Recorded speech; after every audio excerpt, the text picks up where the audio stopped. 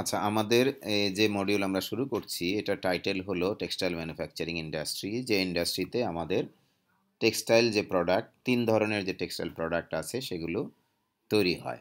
এবং আমরা আসলে এই ইন্ডাস্ট্রিতে কি প্রসেস আছে এবং কোন প্রসেসের পর কোন প্রসেস, কোন মেথডের পর কোন মেথড, সেগুলো নিয়ে আমরা আলোচনা করব।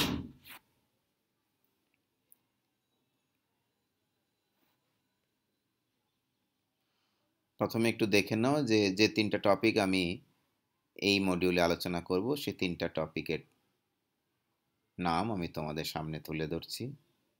প্রথমে আমরা ফ্লো ডায়াগ্রাম নিয়ে আলোচনা করব, তারপর টেক্সটাইল প্রোডাকশন এবং ট্রেড, এবং সর্বশেষ বাংলাদেশের টেক্সটাইল অ্যাপারেল ইন্ডাস্ট্রি নিয়ে কথা বলব। তাহলে এই মডিউল থেকে কি ধরনের প্রশ্ন হতে পারে তার একটা ধারণা তোমাদেরকে আমি দিচ্ছি, একটু প্রশ্নগুলো দেখে নাও।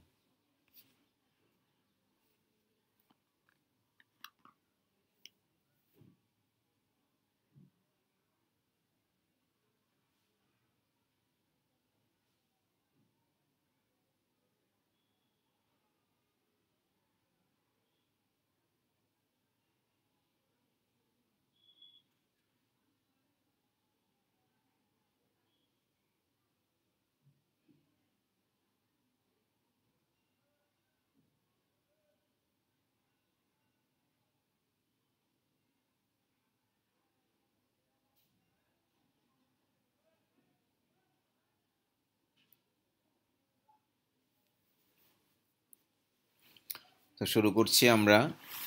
ফ্লো ডায়াগ্রাম টেক্সটাইল ম্যানুফ্যাকচার, কোনো একটা টেক্সটাইল প্রোডাক্ট যদি আমরা তৈরি করতে চাই তাহলে তার কি কি ধাপ অতিক্রম করে যেতে হবে বা কোন কোন কোন প্রসেস করতে হবে তার একটা অতি সংক্ষিপ্ত, মানে অনেক একেবারে যদি বলি যে বার্ডস আই ভিউ, খুবই সংক্ষিপ্ত একটা চিত্র তোমাদের সামনে আমি তুলে ধরছি।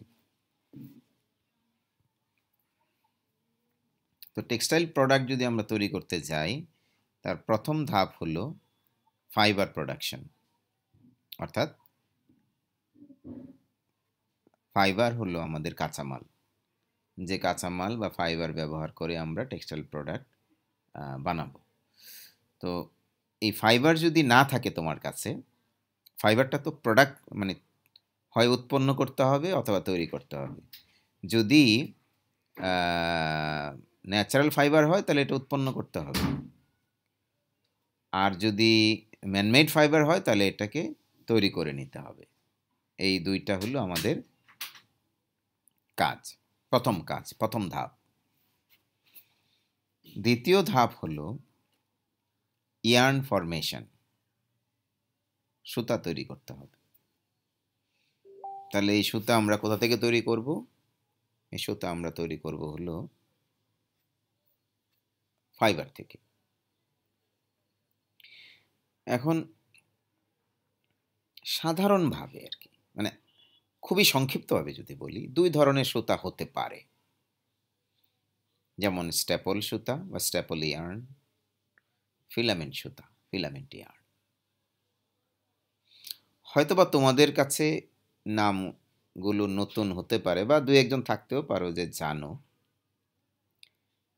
স্ট্যাপল ইয়ার্ন আসলে কি? স্ট্যাপল ইয়ার্ন হলো স্ট্যাপল ফাইবার থেকে যে ইয়ার্নটা তৈরি করা হয়, অর্থাৎ স্ট্যাপল ফাইবার থেকে যে স্ট্যাপল সুতা বানাবো। তাহলে প্রশ্ন করতে পারো যে স্যার স্ট্যাপল ফাইবারটা কি? স্ট্যাপল ফাইবারটা হলো সীমিত দৈর্ঘ্যের ফাইবার। সীমিত দৈর্ঘ্যের ফাইবার, ধরো 1 ইঞ্চি, 2 ইঞ্চি, 3 ইঞ্চি, 4 ইঞ্চি, 5 ইঞ্চি, 6 ইঞ্চি, 7 ইঞ্চি, 8 ইঞ্চি, এরকম সীমিত দৈর্ঘ্যের ফাইবার, যে ফাইবার থেকে আমরা স্ট্যাপল ইয়ার্ন তৈরি করতে পারি। আর ফিলামেন্ট ইয়ার্ন একটু ভিন্ন ধরনের। সাধারণত ফিলামেন্ট ইয়ার্নগুলো বেশিরভাগই হয় ম্যানমেড ফাইবার। পার্থক্য কি? পার্থক্য হলো ফিলামেন্ট ফাইবার থেকে আমি ফিলামেন্ট ইয়ার্ন বানাবো। তো ফিলামেন্ট ফাইবার আমি বলছি বেশিরভাগই হলো ম্যানমেড ফাইবার, কিন্তু একটা আছে ন্যাচারাল ফাইবার যেটা ফিলামেন্ট ফাইবার, সেটার নাম বলছি সিল্ক ফাইবার। পার্থক্য কি? পার্থক্য হলো স্ট্যাপল ফাইবারের দৈর্ঘ্য 1 ইঞ্চি, 2 ইঞ্চি, 3 ইঞ্চি, 4 ইঞ্চি, 5 ইঞ্চি, 6 ইঞ্চি, 8 ইঞ্চি এরকম হয়, তাই না? আর ফিলামেন্ট ফাইবারের দৈর্ঘ্য কেমন হয়? 1 কিলোমিটার, 1.5 কিলোমিটার, 2 কিলোমিটার। তাহলে অনেক পার্থক্য, তাই না? সেই জন্য দুই ধরনের ইয়ানের কথা আমি বলেছি। ফিলামেন্ট ইয়ান অনেক শক্তিশালী। যেমন তোমাদের যে ব্যাকপ্যাক আছে, ব্যাকপ্যাকের যে কাপড়টা তৈরি করা হয়েছে সেটা ফিলামেন্ট ইয়ার্ন দিয়ে তৈরি করা হয়েছে। এবং ফিলামেন্ট ইয়ার্ন যদি পুরনো ব্যাকপ্যাক থাকে আর কি, কেটে সুতাটা বের করে দেখবা এটার ভিতরে ফাইবারগুলো অনেক লম্বা, মানে সুতাটা যতটুকু লম্বা ফাইবারটাও ততটুকু লম্বা, অনেক লম্বা। কত লম্বা হয় সাধারণত ফিলামেন্ট ফাইবার? ওই যে বলেছি 1 কিলোমিটার, 1.5 কিলোমিটার লম্বা। তাহলে সুতা তৈরি হয়ে গেল। 2 ধরনের সুতা আমরা জানলাম। আরও আছে সুতা, আমরা পরে আলোচনা করব, খুব সংক্ষেপে বলছি তো। তাহলে এখন সুতা থেকে আমার কাপড় বানাবো। তাহলে কাপড় তৈরি করার যে মেশিন, সেই মেশিনে আমি কাপড় বানাবো, ফ্যাব্রিক ফরমেশন। আমি ধাপগুলো বলছি: fibre production, yarn formation, fabric formation. তো ফ্যাব্রিকটা তৈরি করলাম, যদি ওভেন ফ্যাব্রিক হয় তাহলে তো ওই যে এক সারির সুতা লম্বালম্বিভাবে থাকবে, আর পাশাপাশি ক্রস ওয়াইজ থাকবে আরেক সারির সুতা। এবং আমরা উইভিং মেশিন বা লুম থেকে এটা পাবো, বা লুমের মাধ্যমে এটা আমরা তৈরি করব। আর যদি নিট ফ্যাব্রিক হয় তাহলে আমরা নিটিং মেশিন ব্যবহার করব। আমাদের ইউনিভার্সিটির ল্যাবে দুটাই আছে, 2 ধরনের মেশিনই আছে। আবার নিটিং কিন্তু হাত দিয়েও করা যায়, ম্যানুয়ালি করা যায়। ফ্যাব্রিক, এই ওভেন ফ্যাব্রিকও কিন্তু হাত দিয়ে তৈরি করা যায়। তোমরা যারা ইতিহাস পড়েছ, বা আমি তো ওই দিন আলোচনা করলাম, যারা ইতিহাস ঘাটার চেষ্টা করেছো তারা নিশ্চয়ই দেখেছো যে আগের যুগে মানুষ ওভেন ফ্যাব্রিক হাত দিয়ে তৈরি করতো, কোনো মেশিন ছিল না। এবং নিট ফ্যাব্রিকে বর্তমান যুগেও মানুষ হাত দিয়ে তৈরি করে। দেখবা 2টা কাঁটা নিয়ে আর একটা উলের একটা গুটি নিয়ে, বাস 2টা কাঁটা কিন্তু দিয়ে তারা সোয়েটার বানিয়ে ফেলছে, মাফলার বানিয়ে ফেলছে। হ্যাঁ, নিটিং হাত দিয়েও তৈরি করা যায়, কিন্তু হাত দিয়ে তৈরি করতে অনেক সময় লাগে। মেশিনের সাহায্যে তৈরি করতে অল্প সময় অনেক বেশি তৈরি করা যায়, অনেক অনেক। তো এই ফ্যাব্রিকটা যখন তৈরি হয়ে গেল, জাস্ট ওই ফ্যাব্রিক কিন্তু আর সরাসরি ব্যবহার করার উপযোগী হয় না, আকর্ষণীয় না, দেখতে মোটেও ভালো লাগে না। তাহলে ওটাকে প্রসেসিং করতে হয়। আর আরেক ধরনের ফ্যাব্রিক আছে যাকে আমরা নাম দিয়েছি নন ওভেন ফ্যাব্রিক।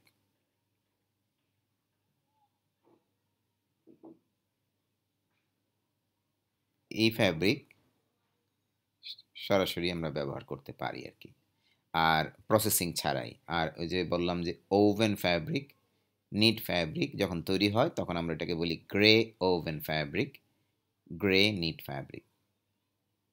এটাকে প্রসেসিং করতে হয়। তাহলে ওভেন ফ্যাব্রিককে প্রসেসিং করতে হয়, নিট ফ্যাব্রিককে প্রসেসিং করতে হয়। নন ওভেন ফ্যাব্রিককে সাধারণত প্রসেসিং করতে হয় না। এই পর্যন্ত আমরা জানলাম। তারপর এই প্রসেসিং করার যে পদ্ধতি সেটাকে আমরা বলছি ওয়েট প্রসেসিং। তাহলে ওয়েট প্রসেসিং করা যখন শেষ হবে তখন আমরা পাবো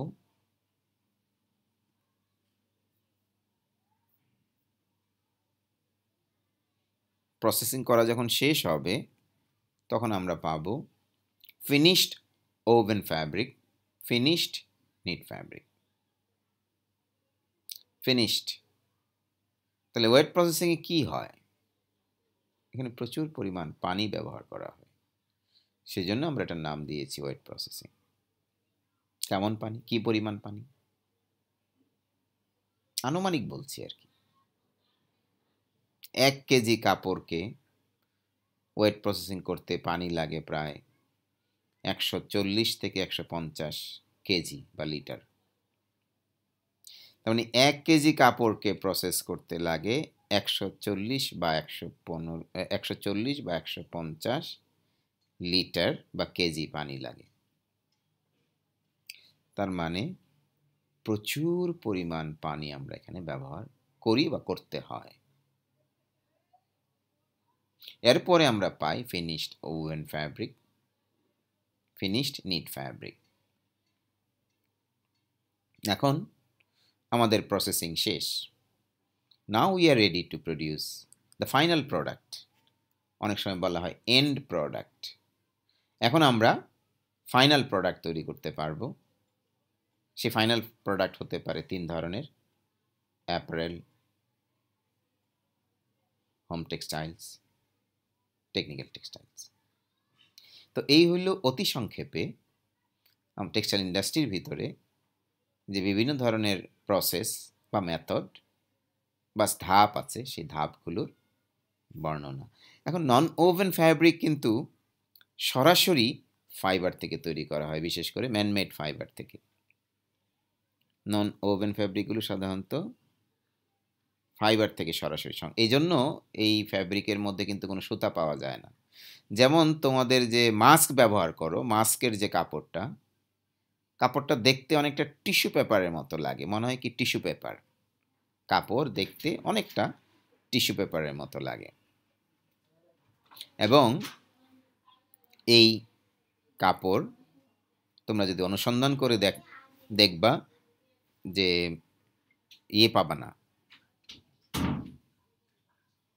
এই কাপড়ের মধ্যে কখনোই কোনো সুতা খুঁজে পাবা না।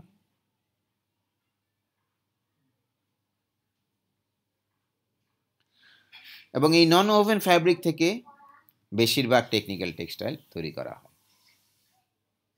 আমি আশা করি পুরো টেক্সটাইল ইন্ডাস্ট্রির একটা সংক্ষিপ্ত রূপ আমি তোমাদের সামনে হাজির করেছি। এবার তোমাদের কারো কোনো প্রশ্ন থাকলে আমাকে প্রশ্ন করো, আমি চেষ্টা করব উত্তর দেওয়ার জন্য। যে প্রশ্ন করতে চাও আনমিউট করে প্রশ্ন সরাসরি করো।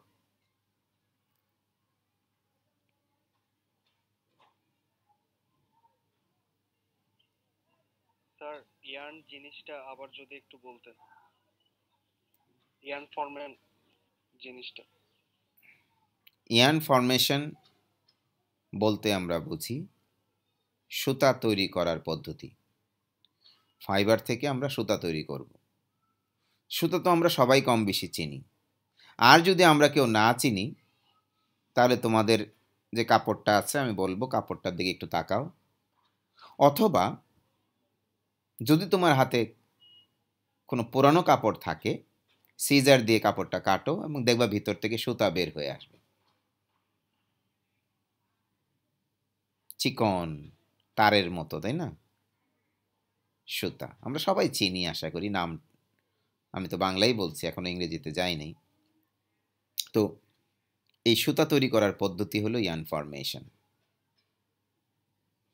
আর কারো কি কোনো প্রশ্ন আছে? আচ্ছা স্যার, বলো। ওয়েট প্রসেসিং এ তো পানি বেশি লাগে, এটা কি লাভজনক নাকি মানে পানি অপচয়ের জন্য ক্ষতি? হ্যাঁ, এটা তো আমাদের পৃথিবীর প্রেক্ষাপটে, পরিবেশের প্রেক্ষাপটে বিরাট ক্ষতি। তুমি যদি আমাকে জিজ্ঞেস করো যে স্যার এখানে আমরা যদি ওয়েট প্রসেসিংটা বাদ দেই তাহলে কি ভালো হয় না? তাহলে কত কোটি কোটি লিটার পানি বেঁচে যায়, তাই না, প্রতিদিন? আমি আমি একমত,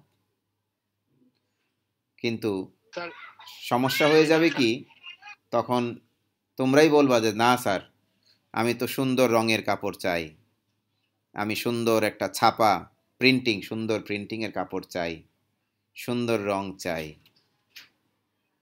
উজ্জ্বল কাপড় চাই, সফট কাপড় চাই, আরামদায়ক কাপড় চাই। সেটা কিন্তু আর পাবা না। কারণ ফ্যাব্রিক ফরমেশন করার পরে যে আমরা কাপড়টা পাই, গ্রে ওভেন ফ্যাব্রিক বা গ্রে নিট ফ্যাব্রিক, সেটা দেখতে খুব একটা আকর্ষণীয় না। আমরা এটা দিয়ে জামা কাপড় বানায় দিলে তোমরা হয়তো পরবা না।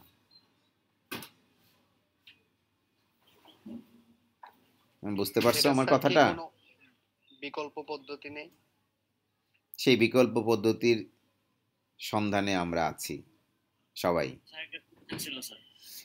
হ্যাঁ, তোমার প্রশ্নটা একটু পরে বলো, আমি কথাটা যোগ করে নেই। সেটা হলো কি যে আমাদের ইঞ্জিনিয়ার হিসাবে দায়িত্ব হলো এই যে কোটি কোটি লিটার পানি আমরা নষ্ট করছি প্রতিদিন।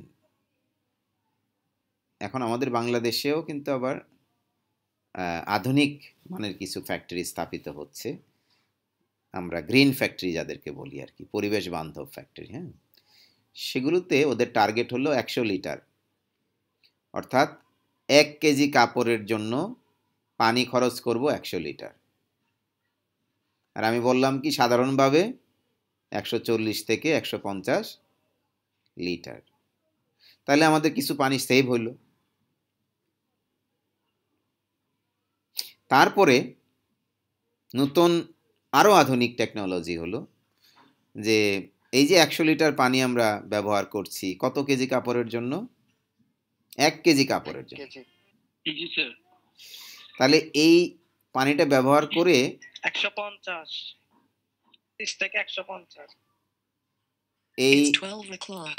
এই যে আমি বললাম যে আধুনিক প্রযুক্তির ফ্যাক্টরিগুলোর কথা, পরিবেশ বান্ধব, সেখানে 1 কেজি কাপড়ের জন্য পানি লাগবে হলো 100 লিটার বা 100 কেজি পানি লাগবে। হ্যাঁ, আমরা করলাম কি ওই 100 কেজি পানি ব্যবহার করলে পানিটা তো দূষিত হয়ে গেল, ওই দূষিত পানিকে আমরা আবার পরিষ্কার করলাম। তাহলে আমরা মনে করো যে 100 লিটার পানির মধ্যে 90 লিটার হয়তো পাবো। হ্যাঁ, এই 90 লিটারের সাথে আর 10 লিটার যোগ করলাম, 100 বার হইল। এরপরের 1 কেজি কাপড়কে আবার ওয়েট প্রসেসিং করলাম, তারপর ওই পানিটা যে বের হলো ওটাও আমরা পরিশোধন করলাম, কিন্তু এতে খরচ বেশি পড়ে যায়। আমাদের বাংলাদেশ যে সমস্ত গার্মেন্টস বিদেশে এক্সপোর্ট করে সেগুলোর মূল্য খুবই কম, লাভ খুব কম।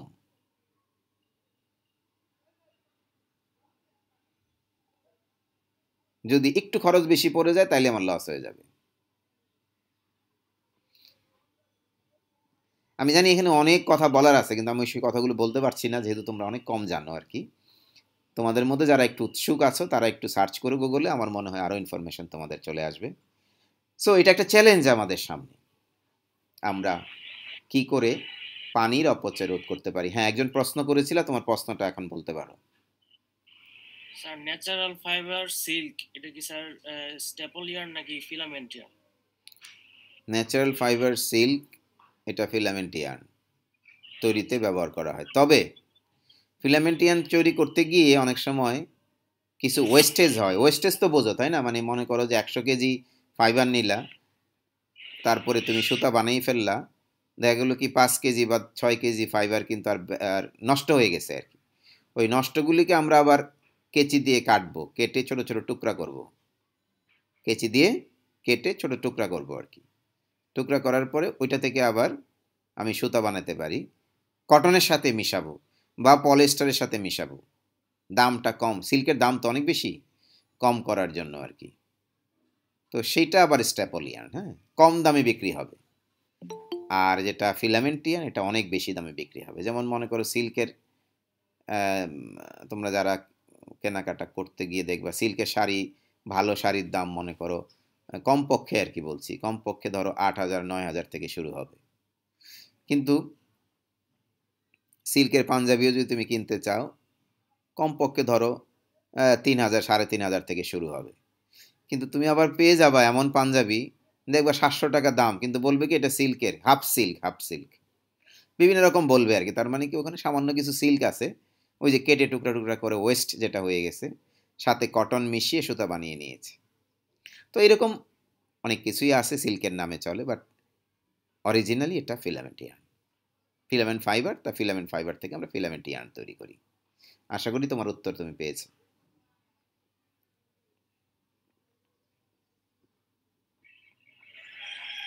স্যার ওই জায়গায় যে স্যার পানি ব্যবহার করা 100 লিটার, স্যার ওটা কি স্যার বিশুদ্ধ পানি ব্যবহার করা লাগে? না, বিশুদ্ধ পানি ব্যবহার করা লাগবে এমন কেউ বলে নাই, কিন্তু বিশুদ্ধ পানি বলতে আমি কি বুঝি এই কথাটা আগে ক্লিয়ার না করলে তো আমি প্রশ্ন উত্তর দিতে পারবো না। বিশুদ্ধ পানি বলতে কিন্তু আমি এটা বুঝি নাই যে মানে বোঝাচ্ছি না যে খাবার উপযোগী পানি। খাবার উপযোগী পানি যেটা, সেটার একটা মান আছে, তাই না? সেখানে কোনো জীবাণু থাকতে পারবে না, কোনো এমন কোনো কেমিক্যাল থাকতে পারবে না যেটা আমাদের মানব দেহের জন্য ক্ষতিকারক, মানে বিষাক্ত কেমিক্যাল থাকতে পারবে না। কিন্তু তুমি যখন টেক্সটাইল প্রসেসিং করবা, ওয়েট প্রসেসিং এর জন্য যে পানি, সেখানেও কিছু রিকোয়ারমেন্ট আছে। যেমন মনে করো খাবার পানিতে কিন্তু কিছু ক্যালসিয়াম বাইকার্বনেট থাকে, এটা কি জানো? মিনারেল ওয়াটার আমরা বলি না, মিনারেল, আমরা তো বলি মিনারেল ওয়াটার, তারপরে মিনারেল তোর ভিতরে আছে, তাই না? এবং সেই মিনারেলগুলো কি আসলে? সেই মিনারেলগুলো মূলত ক্যালসিয়াম বাইকার্বনেট। তো আমরা খাবার পানি হিসেবে কিন্তু চাই জীবাণু যেন না থাকে, মিনারেল থাকুক, অসুবিধা নাই। আর টেক্সটাইলের যে পানি ব্যবহার করা হয় সেখানে জীবাণু যদি সামান্য কিছু থাকে আমার সমস্যা না, কিন্তু সমস্যা কি তাহলে? মিনারেল থাকতে পারবে না, অর্থাৎ হার্ড ওয়াটার হতে পারবে না, সফট ওয়াটার হতে হবে, এবং সেখানে কোনো আয়রন থাকতে পারবে না। আয়রন থাকতে পারবে না। তোমরা জানো যে পানির মধ্যে আয়রন থাকে, তাই না? তো টেক্সটাইলের বিশুদ্ধ পানি আর আমাদের খাবারের বিশুদ্ধ পানি কিন্তু এক না, এটা আমি বললাম আর কি। ওখানে ওই আয়রন এবং মিনারেল মুক্ত পানি ব্যবহার করা হয়। এবং তুমি বলতে পারো যে তাহলে এটার সোর্স কোথায়, উৎস কোথায়, কোথা থেকে? এটা কি নদী থেকে নেওয়া হয়? না, নদী থেকে নেওয়া হয় না। আমাদের নদীগুলি তো যে পানি পাওয়া যায় সেটা তো ব্যবহার উপযোগী পানি না, ময়লা নোংরা পানি, তাই না? সেই জন্য ইন্ডাস্ট্রিগুলো করে কি মাটির তল থেকে খাবারের পানি যেটা সেটা নিয়ে নেয়। একটা বিরাট বিপর্যয়ের দিকে আমরা যাচ্ছি, তাই না? বিশুদ্ধ পানি ব্যবহার করে আমরা টেক্সটাইল তৈরি করছি সামান্য অল্প একটু লাভের আশায়, কিন্তু আমাদের ভবিষ্যতের প্রজন্মের যে বিশুদ্ধ পানি সেগুলোকে আমরা নষ্ট করছি প্রতিদিন। আচ্ছা, আর কারো কোনো প্রশ্ন এখানে? এই যে 1 কেজি ফ্যাব্রিকের জন্য 140 থেকে 150 লিটার পানি আমরা অপচয় মানে দিয়ে ধরছি, তাহলে কি স্যার এই পানিগুলো কি রিসাইকেলের মাধ্যমে কি আবার ইউজ করা যায় নাকি একবারই ইউজ করা যায়? হ্যাঁ, আমি কথা একটা বলেছি, তুমি হয়তো খেয়াল করেছো কিনা দেখো। আমি বলেছি যে পরিবেশ বান্ধব ফ্যাক্টরিগুলিতে এখন যে চিন্তা ভাবনাগুলো হচ্ছে বা যে কাজগুলো হচ্ছে সেগুলো হলো এরকম যে প্রথম টার্গেট হলো আমি পানি কম ব্যবহার করব। এটা তো টেকনোলজির ব্যাপার, হ্যাঁ, এখানে কিন্তু অনেক ইস্যু আছে আর কি। টেকনোলজি আমি এমনভাবে আমি মেশিন ব্যবহার করব বা আমার ম্যান পাওয়ার তাদেরকে আমি ট্রেন আপ করব যে আমার পানি লাগবে হলো 100 লিটার। উন্নত বিশ্বে কিন্তু 100 লিটারের টার্গেট না, উন্নত বিশ্বের টার্গেট হলো 70 লিটার 75 লিটার পানি লাগবে ওয়েট প্রসেসিং। আমাদের টার্গেটের কথা বলছি আর কি। হ্যাঁ, তাহলে 100 লিটার যখন হলো, এই পানিটা আমরা যখন ব্যবহার করলাম এটা দূষিত হয়ে গেল, তাই না? এটাকে আবার আমি পরিশোধন করব, পরিশোধন করে দূষিত জিনিসগুলিকে আলাদা করে ফেলবো, পানিটাকে আলাদা করে ফেলবো। তাহলে আমি ওখান থেকে কতটুকু পানি পাবো? রাফলি বলেছি আর কি, আমি 90 লিটারের মতো পানি পাবো। তাহলে মাটির তল থেকে পানি তুলবো আরো 10 লিটার, তাহলে এবার হলো 100 লিটার হলো। এরপরের আরো 1 কেজি কাপড়কে এবার আমি মানে প্রসেসিং করব। আর আগের মেথডে মানে ট্রেডিশনাল বাংলাদেশে যেটা চলে আসছে সেই মেথডে আমি 1 কেজি কাপড়কে 100 কেজি পানি দিয়ে প্রসেসিং করব। ওই 100 কেজি পানি আমি ওই দূষিত পানি আমি নদী নালাতে ছেড়ে দিলাম। এবার মাছ মরে গেল, দূষিত হয়ে গেল পরিবেশ। এবার মাটির তল থেকে বিশুদ্ধ আরো 140 লিটারের পানি আমি আনলাম। আবার পরবর্তী কেজিকে আমি প্রসেস করলাম, তারপরে 140 লিটার আবার নদী নালায় ছেড়ে দিলাম। এরপরে মাটির তল থেকে আরো 140 পানি, তার মানে পানি শেষ হয়ে যাবে তাড়াতাড়ি, বিশুদ্ধ পানি। আর যদি আমাদের টার্গেট 100 হয় তাহলে কিছুটা তো কমাইলাম, 140-এর জায়গায় 100 করলাম। তারপরের ধাপ হলো যে 100 তো করলাম, এই 100-র ভিতরেও আমি প্রথম কেজির জন্য 100, দ্বিতীয় কেজির জন্য হলো মাত্র 10 লিটার পানি নিব। বাকি 90 লিটার আসবে হলো ওই যে বলেছি আমি যে পরিশোধন করব, এই পুনর্ব্যবহার, রিসাইকেল। ভবিষ্যতে টার্গেটও আমাদের আছে, সেটা আরো পরের কথা। আপাতত এই টার্গেটের মধ্যে আমরা আছি আর কি।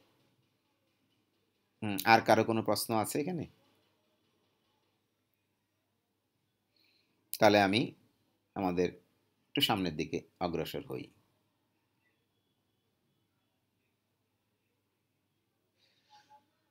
অত্যন্ত দুঃখের বিষয় যে আমরা সারা বিশ্বে যত উন্নতি করেছি, অনেক উন্নতি করেছি, কোনো সন্দেহ নাই, সায়েন্স এন্ড টেকনোলজি, তারপরেও আমাদের দুঃখ শেষ হচ্ছে না। এই তোমাদের বাবা মাদের কাছেই তোমরা হয়তো শুনেছ যে আমাদের বয়সে আমরা অনেক পড়াশোনা করেছি, আর তোমরা তো খালি মোবাইল ফোন নিয়ে ব্যস্ত থাকো, লেখাপড়া করো না, বন্ধু বান্ধবের পিছনে ঘুরতে ব্যস্ত থাকো, শিখো না কিছু, জানো না কিছু। তারপরে যখন বড় হবা, যখন তুমি চাকরি করতে যাবা, দেখবা তোমার মাথার মধ্যে কিছু নাই। তখন করবা কি, উল্টা পাল্টা সিদ্ধান্ত দিবা আর দেশের ক্ষতি করবা, আর চাকরির টাকা এবং অবৈধভাবে উপার্জিত টাকা বিদেশে পাচার করে কানাডা, মার্কিন যুক্তরাষ্ট্র, অস্ট্রেলিয়াতে বাড়ি করবা। দেশের প্রতি কোনো দরদ থাকবে না, পৃথিবীর প্রতি কোনো মায়া থাকবে না, শুধুমাত্র নিজের স্বার্থ দেখবা। হয়তোবা অনেকের বাবা মা এরকম তোমাদের বলতে পারে, আমরা আসলে আমাদের নিজেদেরকেই চিনতে পারি নাই। যদি পারতাম, তাহলে আমাদের প্রতিটা কাজ হতো নিজের এবং অন্যের মঙ্গলের জন্য, অন্য কোনো কিছুর জন্য নয়।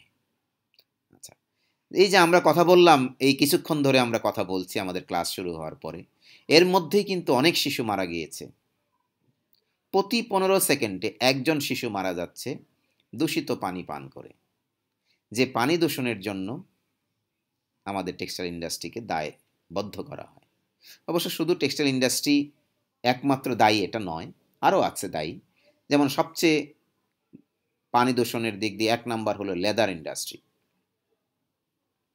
2 নাম্বার হলো paper industry, paper making industry, 3 number হলো টেক্সটাইল ইন্ডাস্ট্রি।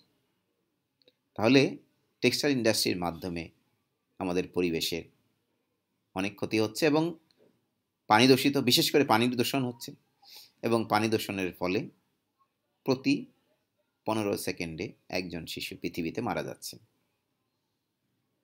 আমাদের ইঞ্জিনিয়ার হিসেবে দায়িত্ব হলো আমরা সবসময় চেষ্টা করব আমাদের জ্ঞান প্রসারিত করার জন্য, যাতে পৃথিবীকে ভবিষ্যতের বিপর্যয়ের হাত থেকে আমরা বাঁচাতে পারি। এবং এই যে টেক্সটাইল প্রোডাকশন করতে গিয়ে আমরা যে সমস্ত কথাগুলো তোমাকে বললাম, ফাইবার তৈরি করব, ইয়ার্ন তৈরি করব, ধাপে ধাপে আমরা সর্বশেষ আমরা অ্যাপারেল তৈরি করব, এবং সেটাই গার্মেন্টস ইন্ডাস্ট্রি, তাই না? তো এইভাবে কিন্তু আমাদের সবগুলো ধাপের কাজই চলছে। তবে সবচেয়ে ক্ষতিকারক যে ধাপটা, সেটা হলো ওয়েট প্রসেসিং ইন্ডাস্ট্রি। এবং এই ওয়েট প্রসেসিং ইন্ডাস্ট্রি যে পলিউশন করছে, তার সাক্ষী হয়তো আমরা বা তোমরা নিজেরাই। আমার ধারণা তোমরা যে কে কোন অঞ্চল থেকে আসছো আমি জানা নাই, তবে যদি কোনো শিল্প, টেক্সটাইল শিল্প আছে এরকম জায়গা থেকে তোমরা এসে থাকো, তাহলে আমি যে ছবিগুলো দিয়েছি হয়তোবা এরকম দৃশ্য তোমাদের চোখে পড়েছে। জি স্যার। তো যার চোখে পড়েছে আমার মনে হয় তাকে আর বেশি বোঝানোর দরকার নাই আর কি, কারণ সে নিজেই বুঝতে পেরেছে যে পরিবেশ প্রতিনিয়ত হুমকির সম্মুখীন হচ্ছে আমাদের এই ইন্ডাস্ট্রি দ্বারা। তাহলে আমাদের দায়িত্ব কিন্তু অনেক বেশি। আচ্ছা, তারপরে আমরা আমাদের নজরটা একটু দেব ব্যবসা বাণিজ্যের দিকে। Textile business, apparel business, clothing business, এগুলোর দিকে আমরা একটু নজর দেব। আমি তোমাদেরকে কিছুটা ধারণা দেব আর কি। আমি আগেই বলেছি আমি কিন্তু খুব সংক্ষিপ্ত ভাবে তোমাদের সামনে তুলে ধরছি।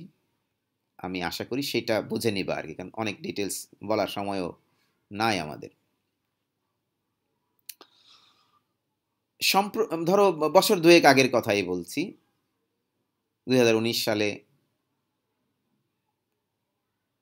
সারা পৃথিবীতে টেক্সটাইল ফাইবার উৎপাদিত হয়েছে কত? 120 মিলিয়ন মেট্রিক টন। আবার একটু বলছি, 120 মিলিয়ন মেট্রিক টন। ওই যে আমাদের টেক্সটাইলের যে বিভিন্ন ধাপগুলো আমরা বলেছি, তার প্রথম ধাপটা হলো ফাইবার প্রোডাকশন। তো 2019 সালে ফাইবার প্রোডাকশন কত হয়েছে? 120 মিলিয়ন মেট্রিক টন। তোমরা নিশ্চয়ই বোঝো 120 মিলিয়ন বলতে কি বোঝায়। 12 কোটি টন ফাইবার তৈরি হয়েছে। 1 টন কি পরিমাণ সেটাও নিশ্চয়ই তোমরা জানো নাকি? 1 টন মানে কি? Sir 1000 kg. 1000 kg. Metric ton 1000 kg. এটা হলো মেট্রিক পদ্ধতিতে, অর্থাৎ আন্তর্জাতিক পদ্ধতিতে আর কি। আবার ব্রিটিশ পদ্ধতিতে একটু পার্থক্য আছে, আমার এই মুহূর্তে মনে নাই সেটা, আমরা মেট্রিক টনই ব্যবহার করি। এখন যদি বলো যে স্যার এর ভিতরে ন্যাচারাল ম্যানমেড যে আপনি বললেন দুইটা ভাগ আছে, কোনটা বেশি? তো রাফলি এর মধ্যে এই 120 মিলিয়ন মেট্রিক টনের মধ্যে 73% ছিল ন্যাচারাল ফাইবার, আর 73% ছিল ম্যানমেড ফাইবার, আর 27% ছিল ন্যাচারাল ফাইবার। আমি আশা করি আমার কথাটা তোমরা বুঝতে পেরেছো। জি স্যার, বুঝতে পেরেছি। তার মানে বেশিরভাগ ফাইবার আসলে ম্যানমেড। এখন হয়তো বলতে পারো যে স্যার ম্যানমেডটা কি? আবার ম্যানমেড হলো এমন ধরনের ফাইবার যে ফাইবারটা তোমার পৃথিবীতে তুমি কোথাও পাবা না, প্রকৃতিতে পাবা না। এটা বিজ্ঞানীরা আবিষ্কার করেছেন এবং সেই আবিষ্কারের যে পদ্ধতি, সেই পদ্ধতি ব্যবহার করে আমরা তৈরি করতে পারবো। আর ন্যাচারাল ফাইবার হলো প্রকৃতিতে পাওয়া যায়, মনে করো হয়তো গাছের থেকে পাওয়া যায়, অথবা মাটির তলে খনি থেকে পাওয়া যায়, অথবা ধরো পাথরের ভাঁজে ভাঁজে পাওয়া যায়, অথবা গাছের থেকে সংগ্রহ করতে পারি, অথবা কোনো প্রাণী থেকে আমরা সংগ্রহ করতে পারি, মানে প্রাণী লোম থেকে, যেমন মনে করো ভেড়ার লোম থেকে আমরা উল ফাইবার সংগ্রহ করি, তাই না? বা সিল্ক ফাইবার আমরা একটা পোকা বাসা থেকে সংগ্রহ করি। তো এইভাবে এগুলো হলো ন্যাচারাল ফাইবার, প্রকৃতিতে পাওয়া যায় যেগুলো। তো সেগুলো কিন্তু অনলি 27%, বাকি 73% আমরা নির্ভর করতে হয় ম্যানমেড সোর্সের উপর। এটা 2019 সালের হিসাব। তোমাদেরকে আমি একটু দায়িত্ব দিতে চাই, তোমরা বের করবা যে 2021 সালে কি ছিল, এটা আমাকে বের করে আগামী ক্লাসে আমাকে বলবা, এবং তোমার সোর্স কোথায় তুমি এটা পেয়েছো সেটা স্ক্রিনশট কিন্তু রেখে দিবা। আমি যদি বলি যে তোমার সোর্সটা দেখাও, তুমি কিন্তু শেয়ার যেন করতে পারো যে স্যার এই যে এটা থেকে আমি পেয়েছি, ঠিক আছে? এবং যারা ভালো করবা নিশ্চয়ই তাদের জন্য পয়েন্ট আছে। আমি তোমাদের তো প্রথম ক্লাসে হয়তো বলেছি যে প্রতিটা জিনিস কিন্তু আমরা অবজার্ভ করছি স্টুডেন্টদের মধ্য থেকে, এবং তোমাদের এগুলো রেকর্ড দেখেই আমরা তোমাদেরকে অ্যাসেসমেন্ট করব। যে ছেলেটা বা যে মেয়েটা ভালো করছে, পরিশ্রম করেছে, আমরা অবশ্যই তার রিওয়ার্ড দিব, চেষ্টা করব দেওয়ার জন্য।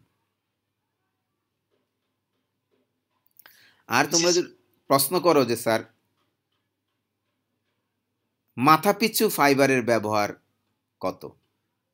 মাথাপিছু হলো কি, সারা পৃথিবীতে এক বছরে যে পরিমাণ ফাইবার তৈরি করা হয়েছে, ধরো 2019 সালের কথাই বলি, যে পরিমাণ ফাইবার তৈরি করা হয়েছে তার মানে 120 মিলিয়ন মেট্রিক টন।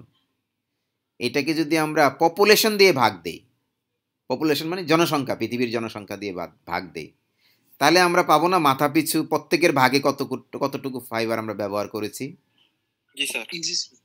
সেটা হিসাব করলে দাঁড়ায় 16 কেজি। এটা কিন্তু একটা কাল্পনিক হিসাব, হ্যাঁ, এটা কিন্তু কাল্পনিক। আমি আশা করি আমার এই কথাটাও বুঝতে পেরেছো। আমি নেক্সট সামনের দিকে যাই।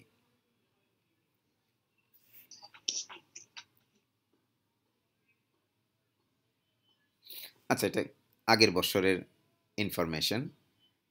আমরা একটু ডান দিকে তাকাই। বাম দিকের ইনফরমেশনটা হলো 18 সালের, মানে আমি একটু দিয়েছি এটা বোঝার জন্য যে 18 সাল থেকে 19 সালে এক বছরে কিন্তু মানুষের কনজাম্পশন বেড়েছে, কিন্তু আবার করোনা ভাইরাসের কারণে 2021 সালে কিন্তু কনজাম্পশন অনেক কমে গিয়েছে। যাই হোক, সেটা হলো ভেরিয়েশন যে হয় প্রতি বৎসর, তার কথা বলছি আর কি। এবার একটু তাকাও, আগে একটু ভালো করে গ্রাফটা দেখো, বুঝতে পারো কিনা, আমি কিছু বলার আগে দেখি কেউ বুঝতে পারে কিনা।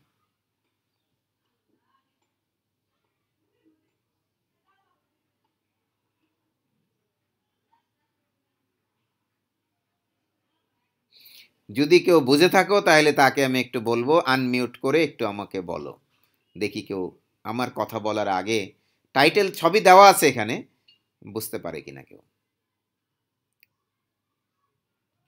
স্যার এখানে স্যার 2018 সালে কি পরিমাণ আপনার ফাইবার পুরো পৃথিবীতে লেগেছে সেটা চার্ট দেখানো হচ্ছে, আর পার ক্যাপিটা কত কেজি করে লাগছে যেটা আপনি বললেন আগের বার 16 কেজি করে লাগছিল, কিন্তু 2018 সালে লাগছে 13.1 কেজি, সেটা বোঝানো হচ্ছে হয়তো। আচ্ছা, আর কেউ কি কিছু বলতে চাও এর বাইরে, মানে ও যেটা বলেছে এটা ছাড়া অন্য কিছু কি কেউ বলতে চাও কিছু?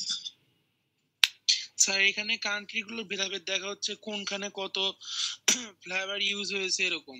Right right. এবং কোন জায়গায় কোন সবচেয়ে অঞ্চলে বেশি বাড়তেছে। কোন অঞ্চলে অথবা কোন দেশে কি পরিমাণ ফাইবার ব্যবহার করা হয়েছে। জি স্যার। আমরা 13 কেজি যে বলছি, এই 13 কেজি কি পৃথিবী সব জায়গায় 13 কেজি ব্যবহার করেছে সবাই, নাকি আরো বেশি ব্যবহার করেছে? না স্যার। তাহলে আমরা দেখতে পাচ্ছি সবচেয়ে বাম দিকে তাকাও, সবচেয়ে লম্বা যেটা আর কি, হ্যাঁ, সবচেয়ে বেশি ব্যবহার করেছে কোথায়? নর্থ আমেরিকাতে। দেখো ওরা ব্যবহার করেছে জি, স্যার। 38 কেজির মতো, 38 কেজি। আর সবচেয়ে কম ব্যবহার করা হয়েছে কোথায়?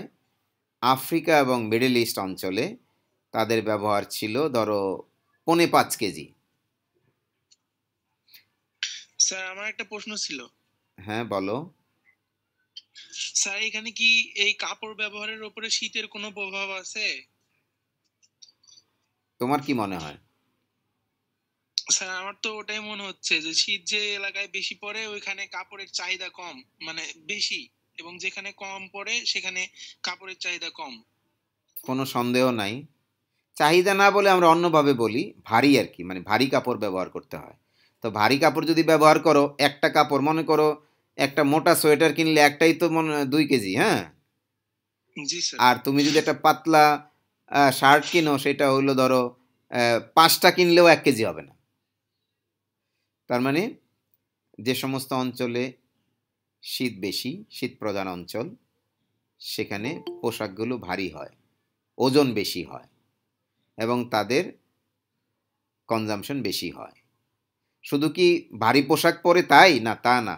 তারপরে তার বাসায় যেয়ে দেখবা পুরা ফ্লোরটা কার্পেট, তাই না?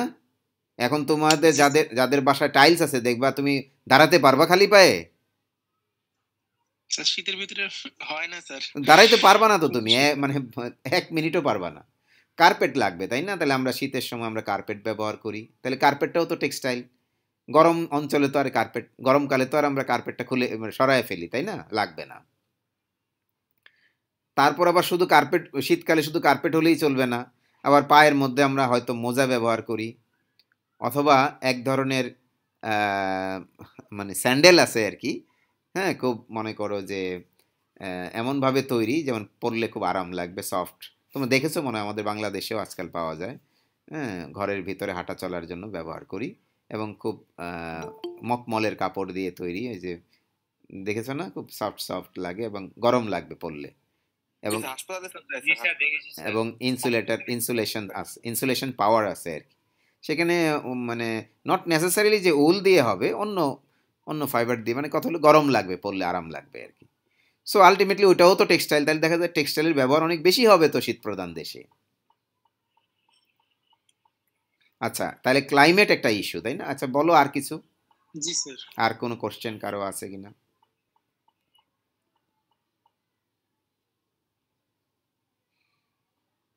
কিন্তু এখানে দেখো, শীত প্রধান দেশে যে 38 কেজি, আমেরিকার ক্ষেত্রে বলছি, আমেরিকা কানাডার ক্ষেত্রে, তো তাদের তো টাকাও বেশি। টাকা বেশি না হলে কার্পেট কিনবা কোত্থেকে, ম্যাট কিনবা কোত্থেকে, মোজা কিনবা কোত্থেকে, বা ওই যে বললাম স্যান্ডেলের কথা, ওগুলো কিনবা কোত্থেকে? তাহলে ইকোনমিক পাওয়ার তাদের বেশি হতে হবে, সচ্ছলতা বেশি থাকতে হবে। আর তারপরেও কিন্তু 38 কেজি হওয়ার কথা না। এত বেশি কেন? এত বেশি হলো তারা টেক্সটাইলের উপর আরও বেশি নির্ভরশীল। শুধুমাত্র এই ক্ষেত্রে না, হাসপাতালেও টেক্সটাইল লাগে, রাস্তাঘাট বানাইতে গেলেও লাগে। ওই যে দেখলা টেকনিক্যাল টেক্সটাইলের সময় রাস্তাঘাট বানাচ্ছে, টেকনিক্যাল টেক্সটাইল বসছে, তাই না? মহাশূন্যে, অথবা মাঠের মধ্যে, খেলার মাঠ বা বাড়ির লন, উঠানের মধ্যে ওই যে টার্ফ, হ্যাঁ, টার্ফ বিছিয়ে দিয়েছে, ঘাসের মতো দেখতে মনে হয় যে ঘাস, আসলে তো ঘাস না, আর্টিফিশিয়াল, তাই না? তারপরে আবার বলছিলাম স্যার আমাদের দেশে কি স্যার টেকনিক্যাল টেক্সটাইলে স্যার কোনো ক্ষেত্র আছে স্যার আমাদের দেশে? হ্যাঁ, কম আর কি। আমরা যত উন্নত হবে তত বেশি, যত বেশি উন্নত হব আমরা তত বেশি আমাদের লাগবে। আমাদের ড্যাফোডিলের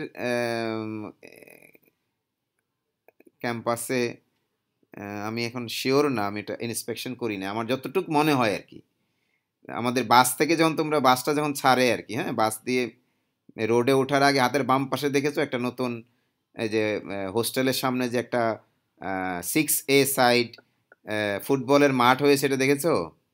জি স্যার। আচ্ছা, একটু হাত, লাইব্রেরির পাশেও আছে একটা। আচ্ছা, হাতে যদি তোমাদের সময় থাকে তাহলে একটু হাত দিয়ে ধরে দেখো তো এটা কি ঘাস কিনা। না স্যার, ঘাস না। স্যার আমি দেখছি স্যার এটা। দেখছো তুমি কি ঘাস?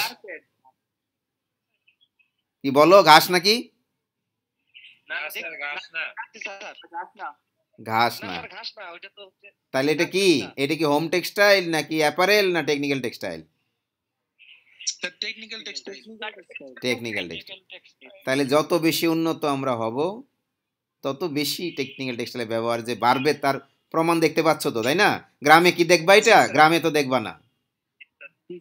তো এরকম আরো আছে, আমি জাস্ট একটা উদাহরণ বললাম আর কি, মানে এরকম আমরা যত বেশি উন্নত হব তত বেশি টেকনিক্যাল টেক্সটাইল বা টেক্সটাইলের ব্যবহার বাড়বে।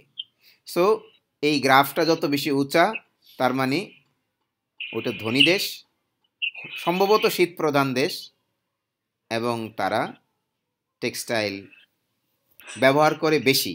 যেমন মনে করো যে আমাদের বাংলাদেশে ধরো একটা ফ্যামিলি শীতকালে, অনেক ফ্যামিলি আছে জামা কিনতে পারে না, গত বছর যে জামাটা কিনেছিল ওইটাই ব্যবহার করে, তাই না? তো গত বছরেরটা ব্যবহার করলে তো এই কনজাম্পশন ফিগারের মধ্যে আসবে না, এই কনজাম্পশন ফিগারের মধ্যে আসবে এই বছর কিনেছো এই বছর ব্যবহার করতে হবে। তো আমরা মনে করো একটা শীতের জামা, ওটা মনে করো 3 বছর 4 বছর। আমার একটা জ্যাকেট আছে, যদি কখনো ভবিষ্যতে, শীত তো এখন প্রায় শেষ, যখন খুব বেশি শীত পড়ে তখন আমি এটা পরি আর কি। ওই জ্যাকেটটা আমি কিনেছি হলো আমি যখন জাপানে পড়াশোনা করি 2000 সালে কিনেছিলাম এটা আর কি।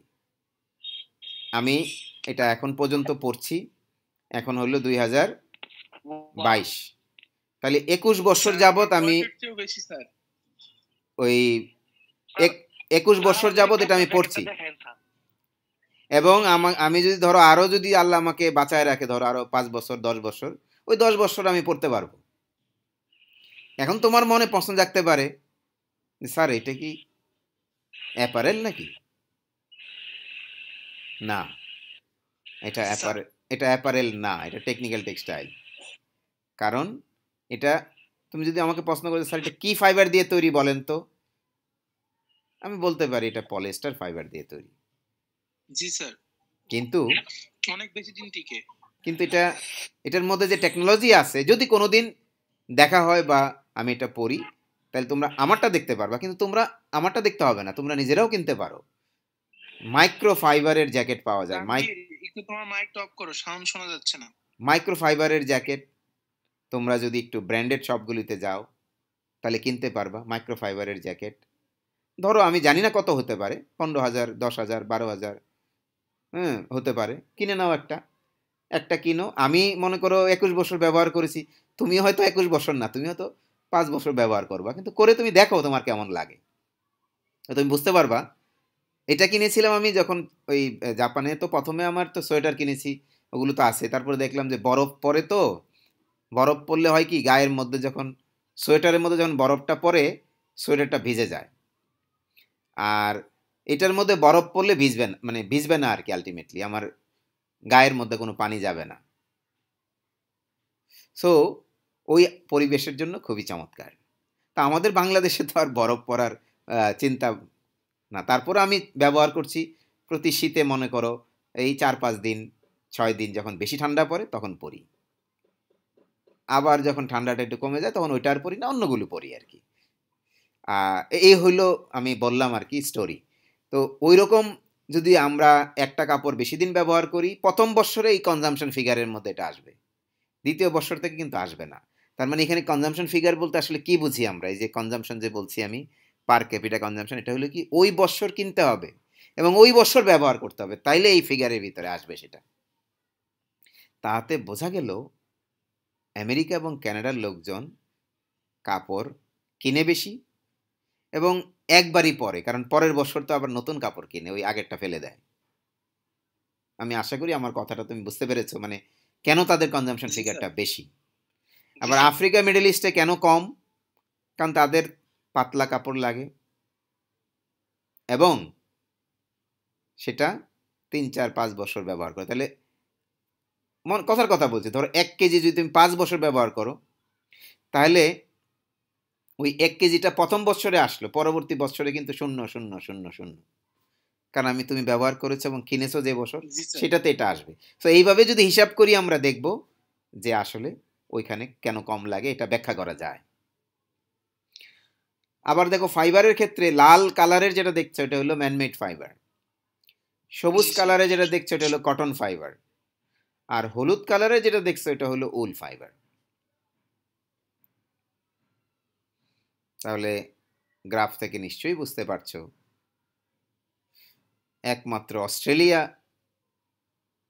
ছাড়া পৃথিবীর অন্য অঞ্চলে উল ফাইবারের ব্যবহার খুবই খুবই সীমিত, খুবই সীমিত।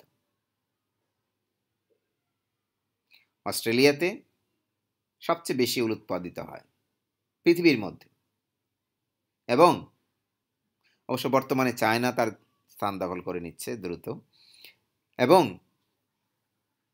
এক সময় ছিল, এই ধরো এই বেশ কয়েক বছর আগের কথা বলছি আর কি, অস্ট্রেলিয়াতে মানুষের সংখ্যা থেকে ভেড়ার সংখ্যা বেশি ছিল, মানে মানে ভেড়ার পপুলেশন মানুষের পপুলেশনের চেয়ে বেশি ছিল। এই বেশি দিন আগের কথা না, ধরো আমি যদি বলি 7-8 বছর আগের কথা আর কি, বা 10 বছর আগের কথা, মানুষের থেকে ভেড়া বেশি ছিল। তো এখন অবশ্য আর নাই, কারণ এই বিজনেস তারা সংকুচিত করে ফেলছে। আমার এটার আলোচনা শেষ। তোমাদের কোনো প্রশ্ন থাকলে আমি উত্তর দেব, অথবা আমি নেক্সট যাব। তবে তোমাদের যাওয়ার আগে একটা প্রশ্ন করতে চাই, তোমরা বলো তো তোমাদের মানে প্রতি বৎসরের, ধরো 2021 সাল তো পার করে আসলা, তাই না? 21 সালে তোমাদের কনজাম্পশন কত ছিল একটু বলো।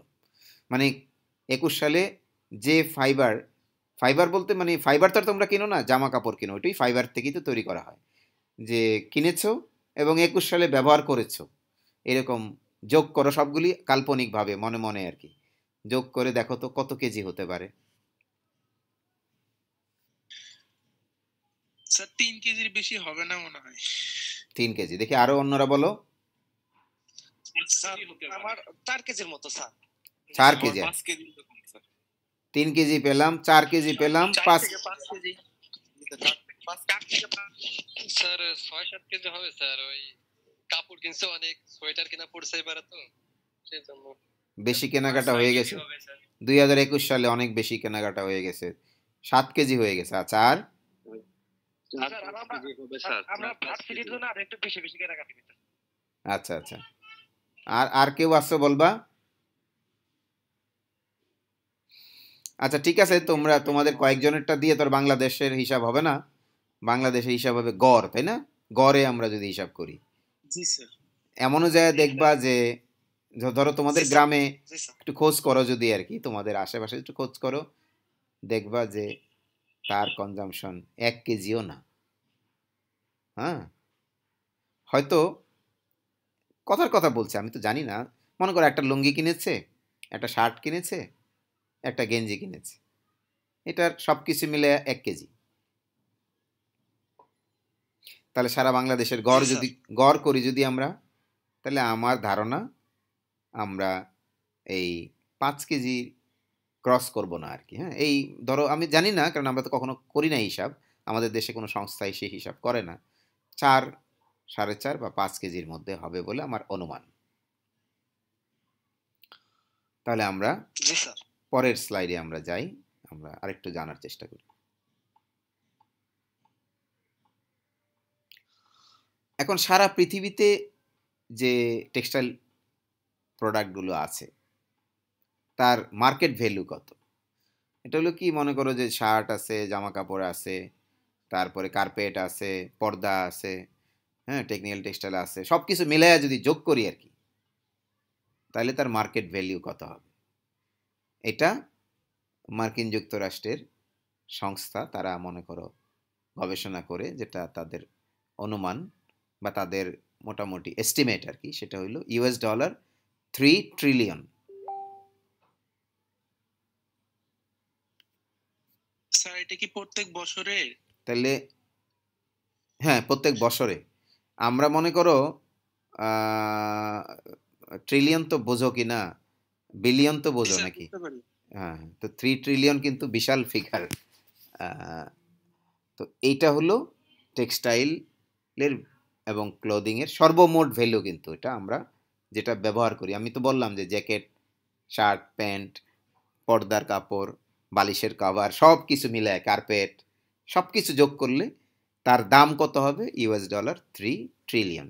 এখন এই ভ্যালুটা একটা গুরুত্বপূর্ণ জিনিস, এটা ইন্ডিকেট করে যে টেক্সটাইল আমাদের সারা পৃথিবীর মানুষের জন্য, হ্যাঁ, একটা গুরুত্বপূর্ণ একটা আইটেম বা প্রোডাক্ট।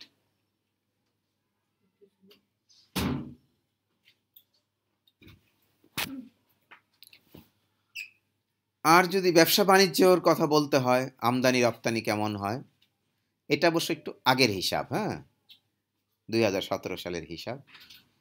তাও যদি আমরা একটু নজর দেই আর কি, দেখার চেষ্টা করি, তাহলে রপ্তানির বাণিজ্য কেমন হয়েছে দেখো। টেক্সটাইলের রপ্তানি হয়েছে প্রায় 300 বিলিয়ন, $300 বিলিয়ন। টেক্সটাইলের বাণিজ্য বলতে কি বোঝায়? ফাইবার এক্সপোর্ট, ইয়ার্ন এক্সপোর্ট এবং ফ্যাব্রিক এক্সপোর্ট সারা পৃথিবীতে কেমন হয়েছে রাফলি বলছি, কিন্তু $300 বিলিয়ন। আর ক্লদিং এক্সপোর্ট হয়েছে কত জানো? $454 বিলিয়ন। মানে টেক্সটাইলের এক্সপোর্টের তুলনায় ক্লদিংয়ের এক্সপোর্ট কিন্তু প্রায় 1.5 গুণ, দেখো রাফলি আর কি। কারণ কি? কারণ হলো যে কনজিউমার আইটেম। টেক্সটাইলটা কিন্তু কনজিউমার আইটেম না, ক্লদিংটা হলো কনজিউমার আইটেম। আচ্ছা, আমি এই পর্যন্তই রাখলাম। এখানে অনেক প্রশ্ন আমার আছে, কিন্তু আমি করব না আর কি। তোমাদের কোনো প্রশ্ন থাকলে আমি উত্তর দেব। দেখি কোনো প্রশ্ন আছে কিনা তোমাদের মনে। আর যদি প্রশ্ন না থাকে আপাতত বলবো না, কারণ এটা অনেক বিগ ইস্যু। তো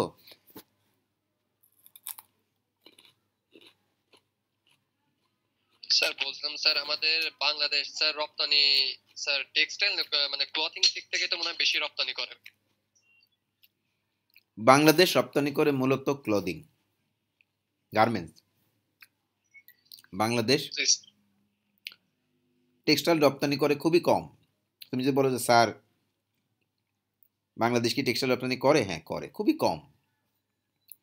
আবার যদি তুমি আমাকে প্রশ্ন করো যে স্যার এইগুলি কি হিসাব নিকাশ কি পাবো না, হ্যাঁ পাবা। তাহলে তোমাকে ইন্টারনেটে একটু কষ্ট করতে হবে আর কি। ইন্টারনেটে তুমি সার্চ করবা ইপিবি বাংলাদেশ। আমার কথাটাকে বুঝতে পারছো তো না? ইপি আচ্ছা, তোমারটা একটু পরে বলো, আমি এটা শেষ করে নিই। হ্যাঁ, ইপিবি মানে হলো এক্সপোর্ট প্রমোশন ব্যুরো, বাংলাদেশের একটা সংস্থা, হ্যাঁ, বাণিজ্য মন্ত্রণালয়ের আন্ডারে। তাহলে ইপিবি বাংলাদেশ দিয়ে তুমি সার্চ, ওই ওয়েবসাইটে তুমি যাবা, গেলে তুমি পাবা বাংলাদেশ কি পরিমাণ গার্মেন্টস এক্সপোর্ট করেছে, কি পরিমাণ টেক্সটাইল বলতে কি গার্মেন্টসের আগে যেগুলো, মনে করো সুতা, কাপড়, ফাইবার, এগুলো আর কি। হ্যাঁ, একেবারে অ্যাকুরেট অ্যামাউন্ট তুমি পাবা। এবার বলো প্রশ্ন কি ছিল? স্যার এখানে কি স্যার টেক্সটাইলের মার্কেট ভ্যালুটা ভবিষ্যতে বাড়ার কোনো সম্ভাবনা আছে? আমার তো মনে হয় ক্লোথিং কমে যাবে ধীরে ধীরে, টেক্সটাইলের মার্কেট ভ্যালুটা বেশি হবে মানে এক্সপোর্টের ক্ষেত্রে। আচ্ছা, তুমি কেন মনে করছো একটু আমাকে বলো। স্যার স্যার এটা মনে হয় স্যার, কারণ টেক্সটাইলের চাহিদা ধীরে ধীরে বাড়বে এবং এটা একটা ওয়াইড রেঞ্জে পৌঁছে যাবে। যখন টেকনিক্যাল টেক্সটাইলটা আরো মানুষ আধুনিক হবে তখন টেকনিক্যাল টেক্সটাইলের চাহিদাটা বেশি থাকবে, ওই জন্য তখন টেক্সটাইলের এক্সপোর্টটা মনে হয় বেশি হবে। আমি বুঝতে পারছি তোমার কনফিউশনটা কোথায়। এখানে হলো কি, টেক্সটাইল এবং ক্লদিং, তোমরা তো আমাকে প্রশ্ন করতে পারতো যে স্যার আপনি তো বলেছিলেন টেক্সটাইল প্রোডাক্ট, ফাইনাল প্রোডাক্ট 3 রকমের, apparel, home textile, technical textile. এই সবগুলি তো টেক্সটাইল, তাহলে সবই তো টেক্সটাইল, এখানে আবার আলাদা করলেন কেন টেক্সটাইল এবং ক্লদিং? এই প্রশ্ন কিন্তু আমাকে কেউ করো নাই। করেছো? কেউ করো নাই কিন্তু। আমরা ওটার মাঝে আসছিল কিন্তু আমরা পুরোটাকেই টেক্সটাইল বলি, কিন্তু ডাব্লিউটিও তো নাম শুনেছ না, ওয়ার্ল্ড ট্রেড অর্গানাইজেশন। জি স্যার শুনেছি। ডাব্লিউটিও একটু ভাগ করেছে। কেন ভাগ করেছে? যে এক্সপোর্ট ইম্পোর্ট বেশি হয় হলো গার্মেন্টস, মনে করো তোমার শার্ট বা জামা, এগুলো এক্সপোর্ট ইম্পোর্ট বেশি হয়, কাপড়ের এক্সপোর্ট ইম্পোর্টটা কম হয়, কিন্তু দুইটাই কিন্তু অনেক বেশি মানে ইম্পর্টেন্ট। এই জন্য ওরা বলেছে যে আমরা ভাগ করে দিব এখন। অ্যাপারেল যেটা, সেটা থাকবে এক ভাগে। অ্যাপারেল কি টেক্সটাইল না? অবশ্যই টেক্সটাইল, কিন্তু এটা আলাদা ভাগে থাকবে। আর অ্যাপারেল ছাড়া বাকি যা কিছু আছে সবগুলিকে আমরা ঢোকায় দিব টেক্সটাইলের মধ্যে। তার মানে কাপড়, সুতা, ফাইবার এবং অন্যান্য সব কিছু যেগুলো অ্যাপারেল না আর কি, সব চলে যাবে কোথায়? ওই টেক্সটাইলের মধ্যে। তুমি যে বলো স্যার হোম টেক্সটাইল কোথায় যাবে? ওই টেক্সটাইলের মধ্যে চলে যাবে। টেকনিক্যাল টেক্সটাইল কোথায় যাবে? ওইটার মধ্যে চলে যাবে। ক্লোদিংটাকে আলাদা করা হয়েছে। আমি মনে হয় বোঝাতে পেরেছি। এখন তুমি বলবো যে স্যার এটা কি ডাব্লিউটিও এটা করলো, আমাদের বাংলাদেশে কি? আমাদের বাংলাদেশে আমরা ভাগ করেছি। আমাদের বাংলাদেশে বাণিজ্য মন্ত্রণালয়ের আন্ডারে হলো ক্লোদিং বা গার্মেন্টস, আর আরেকটা মন্ত্রণালয় আছে পাট ও বস্ত্র মন্ত্রণালয়, ministry of jute and textiles, সেটার আন্ডারে হলো টেক্সটাইলস। তাহলে আমাদের বাংলাদেশেও গার্মেন্টসটাকে আমরা আলাদা রেখেছি, আর গার্মেন্টস ছাড়া বাকি সব কিছুকে আমরা মিনিস্ট্রি অফ টেক্সটাইলসের মধ্যে নিয়ে গেছি, সুতা, কাপড়, এগুলো সব।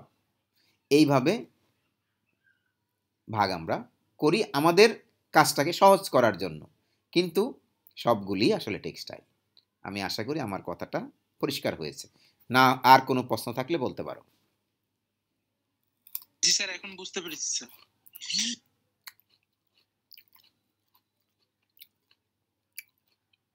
এটা ব্যবসা বাণিজ্যের হিসাব রাখার জন্য এই ভাগটা করা হয়েছে।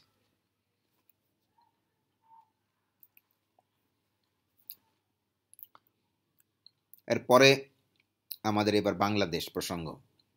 আমার মনে হয় আমার হাতে যে সময় আছে আমরা তাড়াহুড়া না করে আগামী ক্লাসে আমি এখান থেকে শুরু করব। হ্যাঁ, বাংলাদেশের টেক্সটাইল এবং অ্যাপারেল ইন্ডাস্ট্রি।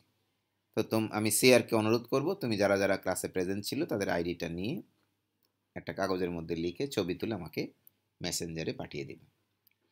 তো এই পর্যন্তই আমি আমার আজকের ক্লাস শেষ করতে চাই। তোমাদের কারো কোনো সংক্ষিপ্ত প্রশ্ন থাকলে বলতে পারো। ঠিক আছে স্যার, আসসালামু আলাইকুম স্যার। ওয়ালাইকুম আসসালাম। স্যার আমার একটা প্রশ্ন ছিল। নিশ্চয়ই, বলো। স্যার ম্যানমেড ক্লথিং গুলা বা ম্যানমেড ইয়াগুলা, এগুলোর বেশি কস্ট বেশি না উল দিয়ে তৈরি হয় ওইগুলোর কস্ট বেশি? প্রশ্নের উত্তর অল্প কথায় দেওয়া কঠিন।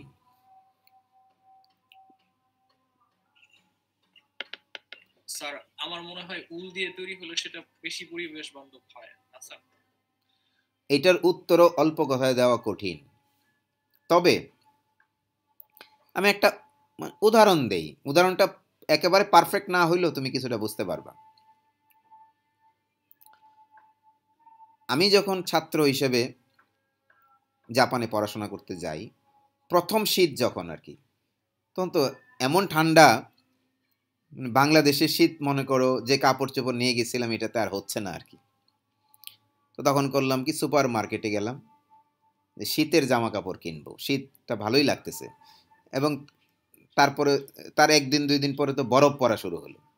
তো আমি যে গেলাম